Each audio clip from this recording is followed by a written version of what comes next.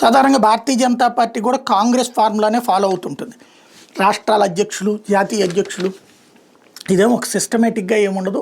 వాళ్ళు అధినాయకత్వం ఎవరు నిర్ణయించుకుంటే వాళ్ళు ఆ బ్యాచ్ ఎవరు డిసైడ్ చేస్తారనేది ఎవరికీ తెలియదు.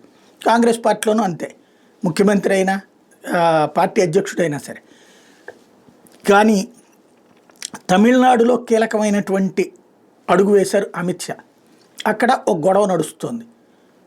ఇటు అన్నామలైకి వ్యతిరేకంగా ఉన్నటువంటి వాళ్ళు ఇప్పుడు అక్కడ అన్నామలై అయితే రాజీనామా చేసేసాడు. కొత్త అధ్యక్ష నియామకానికి రంగం సిద్ధమవుతుంది.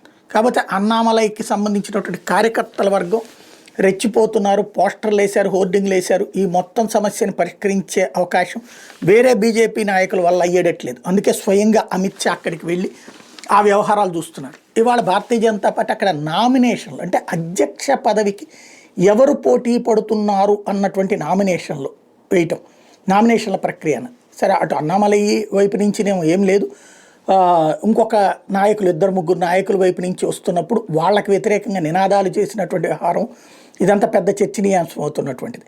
అయితే అలా నామినేషన్లు వేసిన వాళ్ళకి సంబంధించి ఎవరు ఓట్లు వేయిస్తారు, లేదా నామినేషన్లు వేసినటువంటి వాళ్ళల్లో ఎవరో ఒకళ్ళని అధిష్టానం ఎన్నుకుంటుందా, అధిష్టానం ఎంపిక చేస్తుందా? ఈ కొత్త సంప్రదాయం అక్కడ బిగిన్ అయితే వివిధ రాష్ట్రాల్లో కూడా ఇదే సంప్రదాయం స్టార్ట్ అవుతుంది.